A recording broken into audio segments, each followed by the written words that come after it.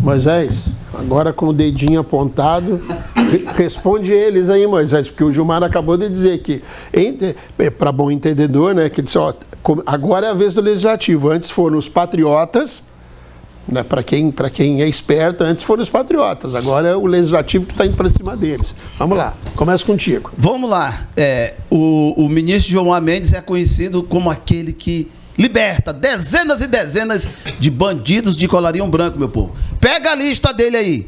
Você vai ver só gente da pior espécie, dos piores ladrões, estão na lista de soltos. Teve até um aí, um tal de Barata, não sei quem aí, que era meu amigo dele, que ele liberou 3 vezes. Prendia, ele liberava. Prendia, ele liberava. Agora procura na lista dele um inocente. Procura aí na lista dele uma pessoa que diz, não, porque é covardes, aqui não tem covarde. Cadê inocente? Faz justiça, tu tá na cadeira para lutar por inocentes. Tu tá na cadeira para fazer a diferença. Mas na tua lista, Gilmar Mendes, só tem gente que não, né, que a sociedade escorraçou e você foi lá e soltou. E aí o Dallario, um dos maiores juristas do Brasil, Cícero, disse que a destruição, a degradação do STF era a ida do Gilmar Mendes, que ele conhecia bem. Dallario, que morreu aos 91 anos, disse que ele, ó, era aí um das a idade, né? Não, então, ele não morreu, Moisés, só para retificar, ele morreu com 91 anos. Que não foi a 91 anos. Eu falei aos 91 senão ele teria psicografado o Gilmar Mendes. Eu falei aos 91 anos. Mas aí, o que acontece? Então, um jurista disse que a ida do Gilmar Mendes ao STF era uma imoralidade, né? Era a derrocada do direito no Brasil. E tá lá o Gilmar Mendes. Aí solta a gente, bota a gente, a tudo a bel prazer. Inocentes, coisa séria, julgamento sério, você não vê o Gilmar Mendes no meio. Com relação ao Barroso, o Barroso era aquele que jurava de pé juntos que o Cesare Battisti era inocente, não tinha matado ninguém na Itália. Mas jurava. Pega as entrevistas dele. As entrevistas dele dizendo que o Battisti era Deus no céu e Battisti na terra. De inocência pura. Ali era um santo. Que, ó, o partido aqui do Todes, do Amor, abraçou ele aqui no Brasil com todo o carinho do mundo. Um assassino. Um assassino quanto mais. Chegou lá na Itália, o Cesare Battisti disse, não, eu matei 4, atirei na cabeça de comerciante, matei fulano. E aí, Barroso? Aí, o teu inocente contou tudo, né, que matou várias pessoas aí, você dizendo que era inocente, né? O Barroso é aquele mesmo, pessoal, que o João de Deus era Deus para ele na terra. Pega aí as entrevistas dele aí, os elogios dele pro João de Deus. Era Deus na terra e João de Deus, Deus no céu e João de Deus na terra, aqui pro Barroso. Esse daí, o Barrosinho, esse mesmo aí. E aí vem dizer que o STF não é lugar para votar por conveniência, por opinião do povo. Mas o Senado esqueceu, ministro? O Senado Cícero. O STF não, mas quem está votando é o Senado. E o Senado ouve, ó, tem ouvido. Porque se não ouvir, vai para a urna, hein? Se não ouvir o povo, lá na urna paga. Então o Senado tem que ouvir a voz do povo. O STF não tem problema. Não tem problema. Mas o Senado e o Congresso são eleitos para ouvir o povo. Se fizer ouvido moco pro povo, a gente pega ele nas urnas. Ei, Moisés, como é que é o nome do jurista aí que você falou? Dalmo Dallario. Dalmo Dallario. Então, você vê, o jurista olha para o STF com Sepúlveda Pertence, né? Paulo Brossard, Jarbas Passarinho, aí chega Gilmar Mendes, é um choque, né? É um choque. Aí acabou tudo. Vamos lá, Josiane, por favor. Ainda piorou, Cícero, depois, viu? Eu acho que é indiscutível a colocação do Barroso, falar que hoje deveria ser o judiciário extremamente jurídico, tudo que fosse tratado no Supremo Tribunal. Mas não é bem assim. Infelizmente, o que nós estamos vendo são ministros que têm envergonhado a corte.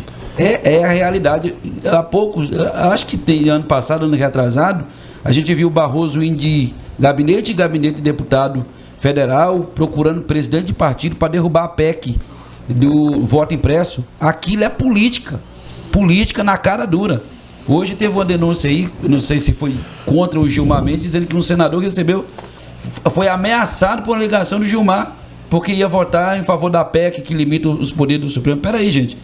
Os camaradas estão fazendo política. Agora não pode ser colocado no lugar. Então, o primeiro passo que tem que ser feito e visto pelo Barroso e pelo Gilmar Mendes é que eles é que são do judiciário. Eles têm que estar na posição deles. Eles só têm que obedecer àquilo que for aprovado no judiciário. Eles não têm que, no Congresso. Eles não têm que bater de frente com a aprovação de PEC ou de lei e ser contra ou a favor da opinião. Pela lógica, o que o Alexandre disse aqui, quando o Barroso falou que atacou o sistema sob o Mané lá, chamou de Mané um eleitor do Bolsonaro, ali já deveria ter sido punido, porque um juiz não se coloca naquela posição que ele se colocou, envolvido na política, como está. Então, na verdade, nós estamos protegendo a instituição contra ministros que estão na política. Essa é a verdade. Ramon? A falta de conhecimento é uma coisa que a gente deve perdoar.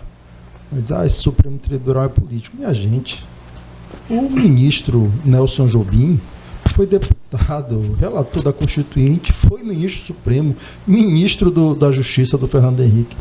O citado Paulo Brossard, seu conterrâneo gaúcho, foi senador da República. Não existe corte constitucional, né, que esteja afastada dos poderes. É a falta de conhecimento histórico da Constituição do Supremo Tribunal Federal. Não é da agora que é assim. E eu volto a afirmar, o que está se fazendo aqui é porque eu não gosto da pessoa do fulano, eu quero alterar o funcionamento da instituição Supremo Tribunal Federal. Ora, um pouco de conhecimento histórico sobre o funcionamento e decisões do Supremo Tribunal Federal levará você a entender que esse negócio da postura política do Supremo não é da agora. E ela, a partir de 88, ela tem os parâmetros que lhe permitem funcionar e se aperfeiçoar. Nós não devemos esquecer que foi a Suprema Corte que entregou o Agabenário para os tribunais nazistas. Foi aquele tribunal, o Supremo Tribunal Federal, que entregou ao Gabenário, companheiro Luiz Carlos Prestes, para ser morta nas prisões nazistas. O Supremo. Né? O Supremo Tribunal Federal tem uma história muito longa. E quando as pessoas dizem, esse Supremo, eu não gosto do Barroso, eu não gosto do Alexandre, eu não gosto do fulano, não gosta dos outros porque não viveu e não conhece a história do Supremo Tribunal Federal. É preciso parar de fulanizar uma questão que é institucional. A alteração de poderes da instituição Supremo Tribunal Federal nada tem a ver com as ações individuais desse ou daquele ministro que eu não gosto. Entendeu? O avanço institucional e a consolidação das instituições está para além das pessoas que ocupam aqueles cargos. O Supremo Tribunal Federal está para além das pessoas, dos ministros que ali estão. Da mesma forma que a defesa do parlamento, no meu caso, eu a faço de maneira muito contundente, está para além daquela quantidade de deputados e senadores desqualificados que hoje ocupam mandato. Porque as instituições da República, elas são maiores que as pessoas. A instituição da presidência, eu disse uma vez aqui, repito, está para além da pessoa do presidente Lula, por maior que ele seja. Nós precisamos pensar esse país a partir das instituições.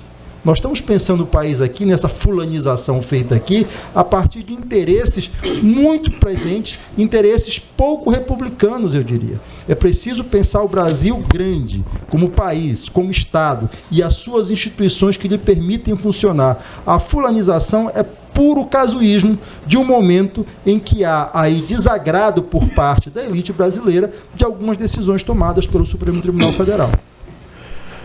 Muito bem. Alexandre? Bom, Cujo, eu vou discordar um pouco de você, porque não é questão de desconhecer. Eu sei que você tem um vasto conhecimento, mas também não é o único. E nem estou querendo dizer que o meu conhecimento seja igual ao seu. Não, o que eu estou dizendo é que a única coisa que eu coloquei foi a politização. Perfeito. Se diz que é da agora e não é. Vou chegar lá. Mais uma vez, a gente tem que olhar dentro do momento atual. Não dá para comparar Nelson Jobim e Paulo Brossard com essas carniças que estão lá no STF. Já começa por aí.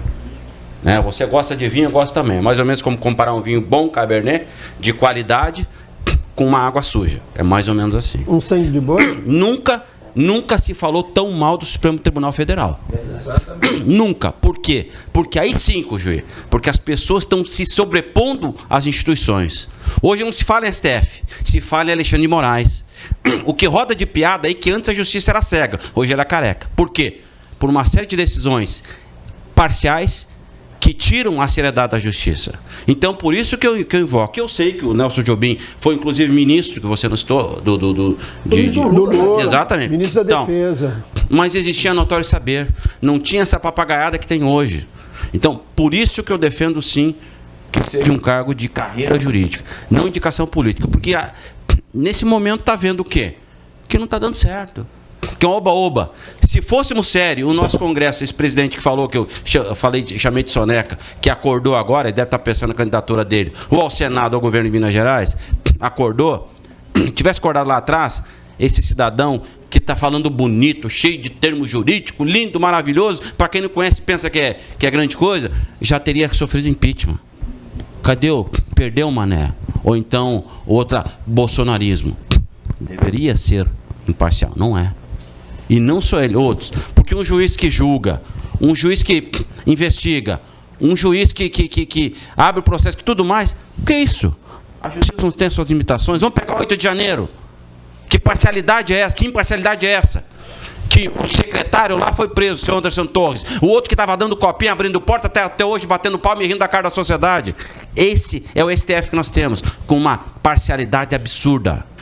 E eu disse aqui, a justiça deve ser igual, seja para a esquerda ou para a direita. Por isso que eu defendo e por isso que eu bato palma para essa situação que está incomodando. E aí quando a gente ouve o Gilmar Mendes falar, ouve ele, então, é uma maravilha. O próprio Dalari que o Moisés citou, acho que foi você, né, Moisés? É um exemplo claro. E a gente está vendo o resultado aí. Temos que respeitar as instituições, sim.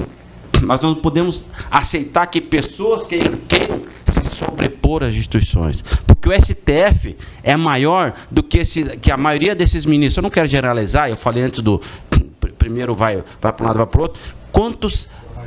Quantos políticos já prescreveram seus casos? Que coincidência. E por outro lado, tem gente que entra, passa na frente e é julgado seu processo. E aí alguns políticos prescreve. Que coisa linda, que justiça linda, que imparcialidade linda. Ah, pelo amor de Deus, nós estamos em 2023. Tem coisas que é difícil de aceitar. Tem coisas que, se a gente for começar a falar aqui, talvez a gente vai sofrer processo.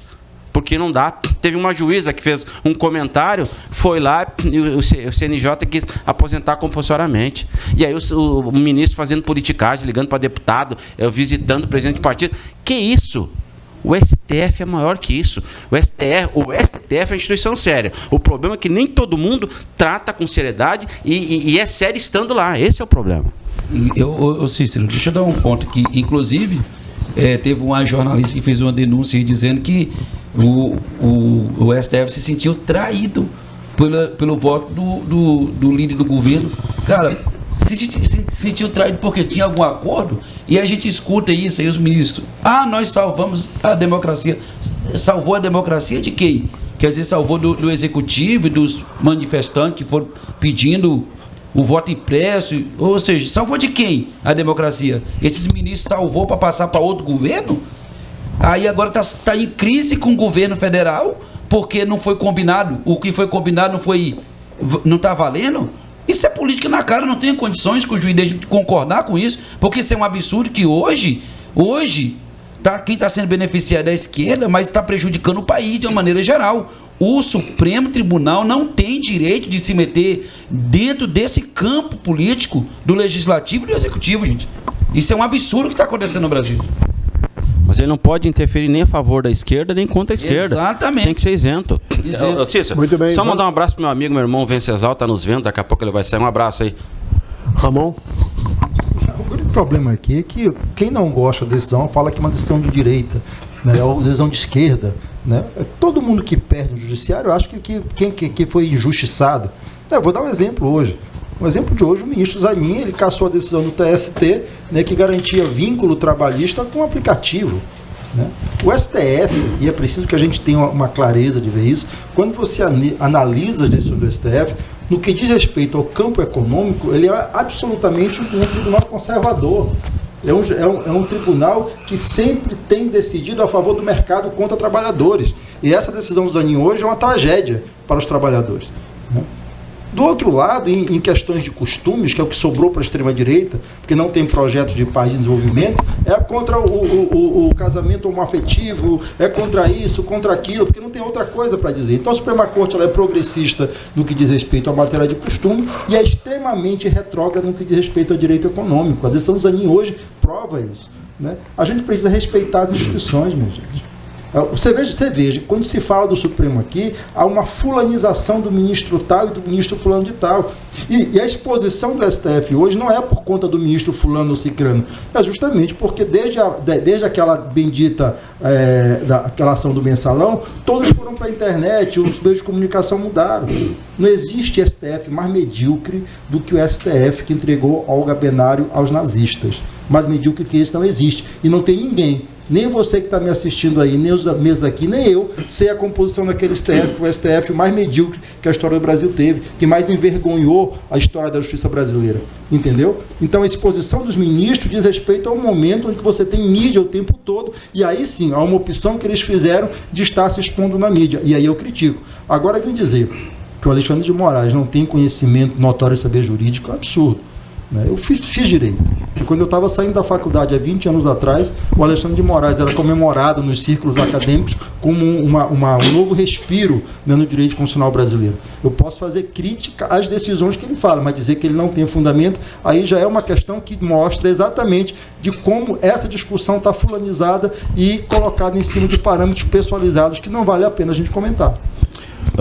Talvez eu tenha me explicado mal, você não tenha entendido, né, Okuji, que eu fiz o comparativo, eu citei dois ex-ministros do STF, o Paulo Brossard e o Nelson Jobim, e citei e disse que acredito que os dois, não tem nenhum ministro hoje que tenha o mesmo conhecimento que eles.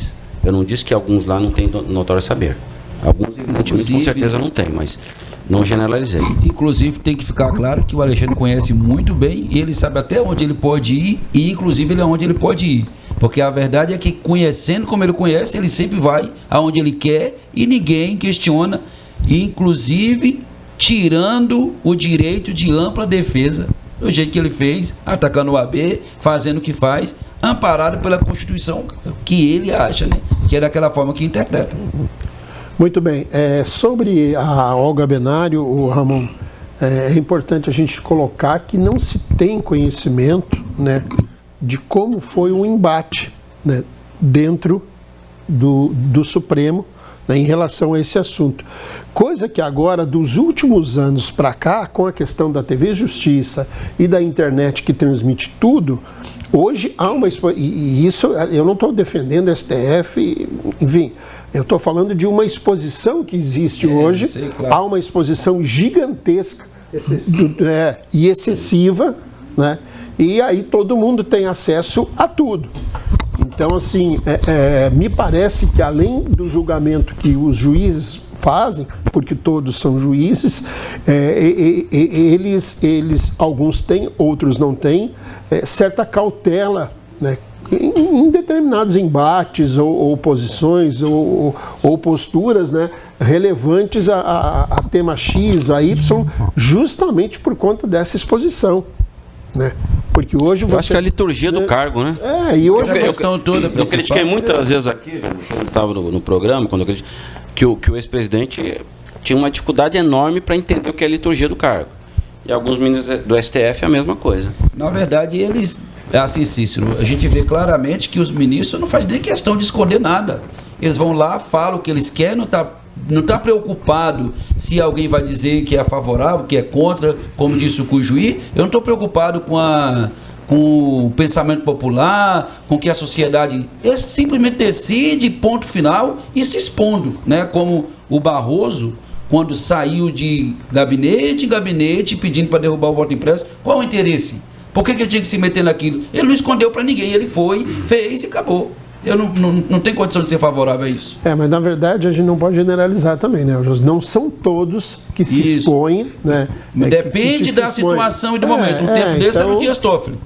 Estava aí, né? Fazendo exatamente. Agora depois o Barroso. Estava em evidência, né? Isso. O André Mendonça é bem na dele, graças a Deus. Já teve o Fux também. O próprio Alexandre Moraes Tem muitos livros que, por vezes, são utilizados dentro de ambientes acadêmicos. Inclusive, deixando claro que aquilo que o Alexandre escreveu nos livros que é ensinado nos cursos acadêmicos... Ele cuspiu. Hoje ele cuspiu. Senhores, Ele eu preciso chamar a rede. Olha,